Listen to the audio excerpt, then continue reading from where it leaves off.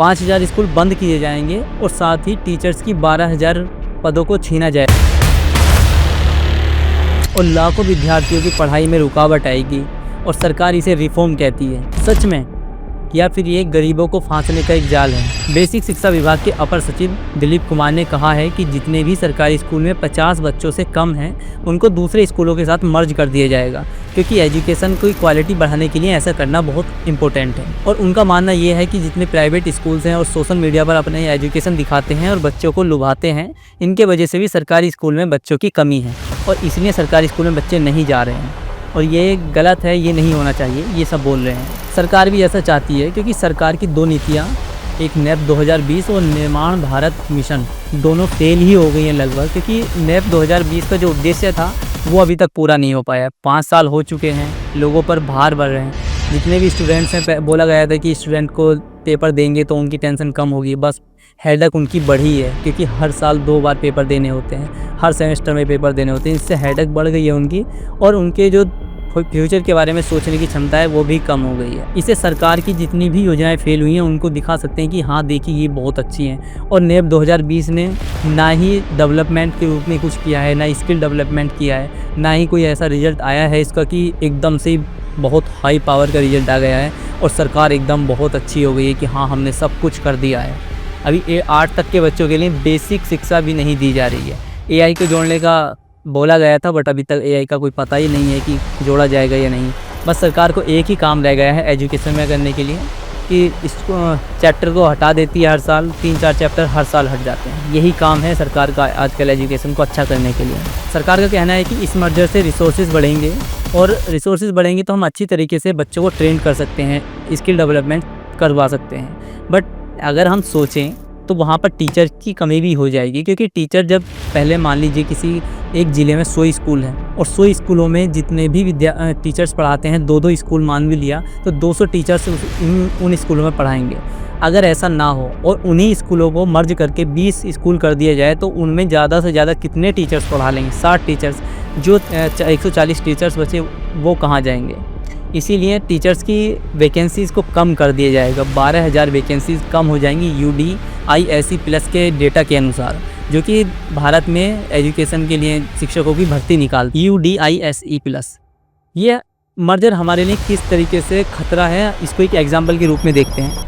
मान लीजिए एक छोटी बच्ची अपने स्कूल जाती है, जिसका स्कूल अपने घर से 100 मीटर की दूरी पर है और उसकी फ़ीस भी कुछ नहीं, क्योंकि सरकारी स्कूल है, ना ही वहाँ पर जाने के लिए पैसा लगता है, ना ही फीस लगती है स्कूल की, और ना ही ड्रेस लेनी पड़ती है और दोपहर का खाना भी इसको मिल जाता है मिड डे मील के द्वारा।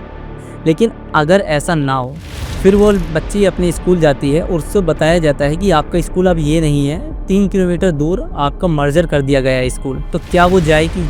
बिल्कुल नहीं, क्योंकि जो उसके पेरेंट्स थे उसको इसीलिए स्कूल भेज रहे थे क्योंकि पास में स्कूल था और उसको छोड़ने के लिए भी ज़रूरत नहीं थी कि अपने पास पैदल जा सकती थी। अब उसको छोड़ने के लिए भी टाइम निकालना पड़ेगा पेरेंट्स को, लेकिन ऐसा नहीं कर पाएंगे क्योंकि वो सुबह से कमाने निकल जाते हैं। अगर कमाएंगे नहीं तो खाना नहीं खाएंगे और गरीबी के वजह से वो जा भी नहीं सकते और प्राइवेट स्कूल में भी नहीं पढ़ा सकते हैं और ना ही ट्रांसपोर्ट का खर्चा उठा सकते हैं। तो सरकार को यहाँ पर ट्रांसपोर्ट का खर्चा उठाना पड़ेगा अगर एकदम सामान्य नॉर्मल रूप में शिक्षा देनी है तो। अगर ऐसा नहीं होता है तो ड्रॉप आउट रेट बहुत हाई हो जाएगा। जैसे कि दूसरे स्टूडेंट्स में ये वाली योजना चलाई गई थी, उसका ड्रॉप आउट रेट लगभग दुगने से ज़्यादा बढ़ गया था। वहीं अगर टीचर्स के लिए देखा जाए तो वैकेंसी कम हो रही हैं तो टीचर्स की क्वालिटी पर भी असर पड़ सकता है। हमें यहाँ पर टीचर्स की क्वालिटी को बढ़ाना चाहिए, ना कि उसको कम करना चाहिए। अगर टीचर्स की क्वालिटी बढ़ाई जाएगी, जैसे दिल्ली में केजरीवाल सरकार ने की थी, अगर टीचर्स को भी ट्रेन किया जाए तो अच्छी तरीके से पढ़ाएंगे और बच्चे भी एक अच्छी तरीके से सीखेंगे और जब बच्चे अच्छे से सीखेंगे तो एक अच्छी जनरेशन का निर्माण होगा जो आगे चलकर AI के रूप में भी बहुत ज़्यादा प्रसिद्धि हासिल करेगी।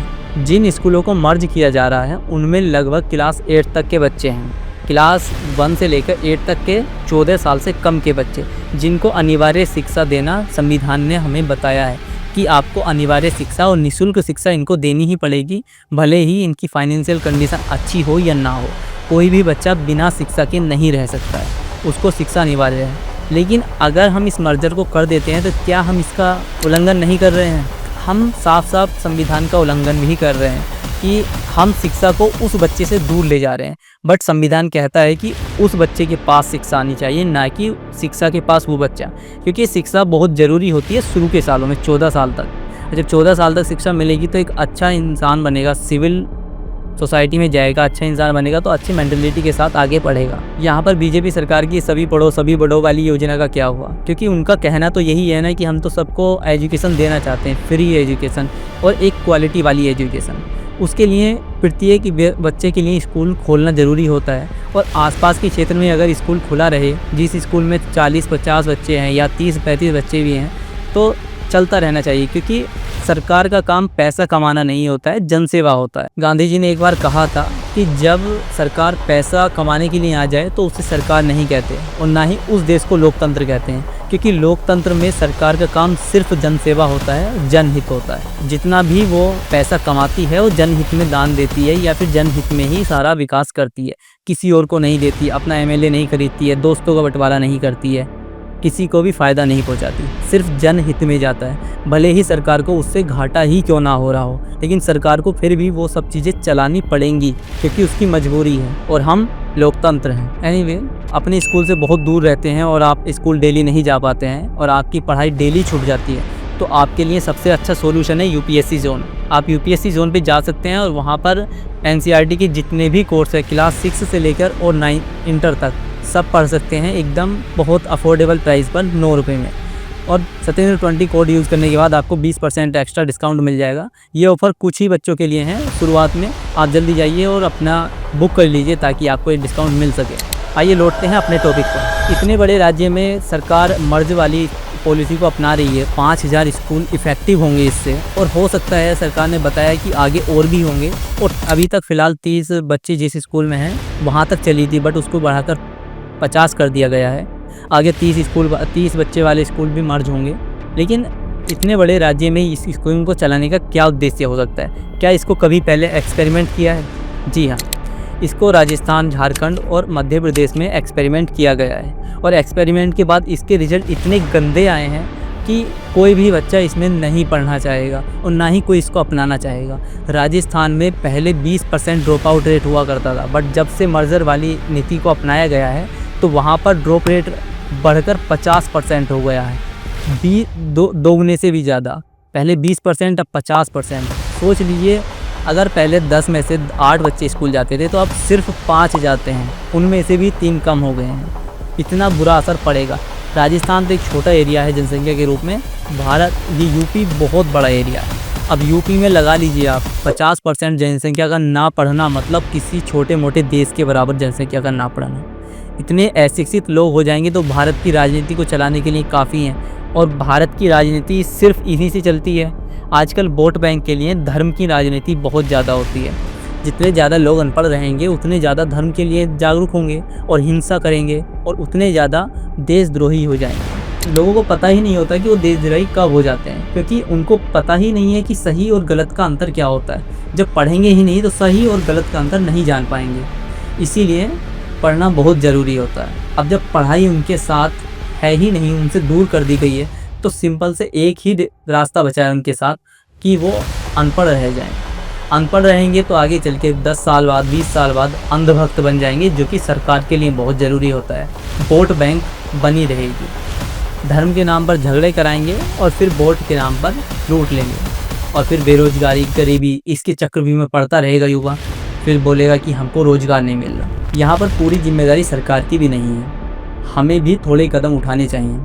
हमारी जिम्मेदारी ये भी है कि हम अपने बच्चों को ये समझाएं कि जो भी टीचर आपको सही नहीं पढ़ा रहा है, या फिर पढ़ाने के लिए कुछ भी फ़ोन का यूज करता है आपको पढ़ाते टाइम, तो उसकी शिकायत हमें कीजिए, और आप उस टीचर को एक बार समझाइए। अगर वो टीचर नहीं मानते हैं और ऐसे ही करते हैं तो आप उसकी शिकायत आगे कीजिए, ताकि आपके बच्चे को एक अच्छी शिक्षा मिल सके। जब तक आपका बच्चा लड़ना नहीं सीखेगा तब तक आपका बच्चा नहीं पढ़ पाएगा। यहाँ पर जब तक नहीं लड़ते हैं तब तक नहीं पढ़ पाते हैं, और आपका बच्चा फिर वही पढ़े या ना पढ़े, टीचर को कोई फ़र्क नहीं पड़ता, क्योंकि टीचर आजकल सरकारी स्कूल में इसीलिए बना जाता है कि वहाँ बस मुफ्त की रोटी तोड़ने जाते हैं। पर अगर आप टीचर हैं और मेरी वीडियो देख रहे हैं तो आपको भी समझना चाहिए कि आपको एक अच्छी शिक्षा देनी है। आप एक टीचर हैं और आपके हाथ में है कि पूरे समाज को हम सुधार सकें, और आपको सुधारने के लिए आगे आना होगा। अपनी खुद की रिस्पॉन्सिबिलिटी समझनी होगी, और ये रिस्पॉन्सिबिलिटी नहीं है आपकी, आपको पैसे दिए जा रहे हैं सरकार के द्वारा इस काम के लिए, पढ़ाने के लिए। तो एक आप ईमानदारी से सिर्फ 9 बजे से और 6 बजे तक ही पढ़ाना होता है। ईमानदारी से पढ़ाइए ताकि आपके बच्चे पढ़ते रहें, और वो बच्चे भी जिनको आप पढ़ाते हैं। अच्छी शिक्षा मिलेगी तो अनपढ़ नहीं रहेगा और गलत व्यवहार में नहीं पड़ेगा, चोरी नहीं करेगा, डकैती नहीं डालेगा, आतंकवाद का विकास नहीं होगा, गरीबी नहीं आएगी, बेरोजगारी नहीं आएगी। इतना सब कुछ जब आपका एक चैप्टर पढ़ाने से, एक किताब पढ़ाने से हो सकता है, तो आप क्यों नहीं करते हैं? क्या आपको मुफ्त की रोटी तोड़ना है? नहीं ना। अगर आपको मुफ्त की रोटी तोड़नी है तो आप छोड़ दीजिए, जो कोई ज़रूरी नहीं है। आप जैसे टीचर्स का हमारे सिस्टम में होना बहुत गलत बात है, क्योंकि आप पढ़ाते नहीं हैं। अगर आप पढ़ाएंगे तो अच्छा होगा। अभी मैं एक एग्जांपल देके बताता हूँ कि कैसे सरकारी स्कूल को भी इम्प्रूवमेंट किया जा सकता है। सरकार सोचती है कि मर्जर करके हम जितने भी बच्चे हैं उनको ज़्यादा संख्या में ले आएंगे और ज़्यादा टीचर्स से उनको पढ़ाएंगे तो स्किल डेवलपमेंट होगा, लेकिन ऐसा नहीं होता है। अगर हम एजुकेशन का लेवल बढ़ा दें तो बच्चे खुद ब खुद बढ़ जाएंगे, मर्जर की ज़रूरत ही नहीं, और वहाँ पर टीचर्स की और वैकेंसीज़ की ज़रूरत हो सकती है। देखिए, जब मैं पढ़ता था मैं सरकारी स्कूल में, तो वहाँ पर 20 बच्चे एक क्लास में पढ़ते थे, लेकिन जैसे ही एजुकेशन का लेवल बढ़ा तो वहाँ पर 100 बच्चे एक क्लास में पढ़ने लगे। और आगे मैं ऐसी सिटी में गया तो वहाँ पर मेरी क्लास में 150 बच्चे हुआ करते थे, सिर्फ सेक्शन ए में। सेक्शन 4 थे, A B C D, सब में 150 200 ऐसे बच्चे हुआ करते थे। क्यों? क्योंकि वहाँ पर एजुकेशन लेवल बहुत ज़्यादा हाई था और वो सरकारी स्कूल था।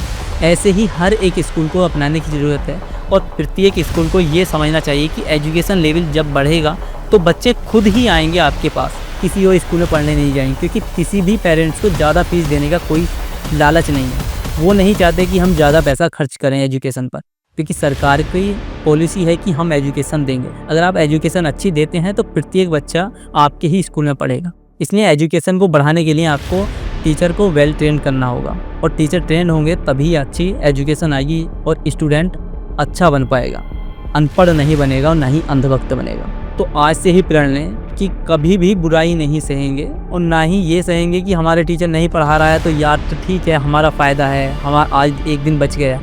एक दिन बचता नहीं है, एक दिन आपको कम हो जाता है वो सीखने के लिए जिसे आप कल सीख सकते थे। इसलिए आज का काम आज ही करें, और अपने बच्चों पर ध्यान दें और अपने टीचर्स पर ध्यान दें। और टीचर्स से कहना चाहूँगा कि अपने बच्चों पर ध्यान दें ताकि आप अच्छी तरीके से पढ़ा पाएँ उनको। प्लीज़, अगर वीडियो अच्छी लगी हो तो सब्सक्राइब कर दें हमारे चैनल, शेयर कर दें हमारी वीडियो को उस व्यक्ति के पास जो चाहता है कि धर्म पहले आता है और ये सब किताबें बाद में आती हैं। और लाइक कर दें और कमेंट्स करें अगली वीडियो किस पर चाहिए। नमस्कार दोस्त।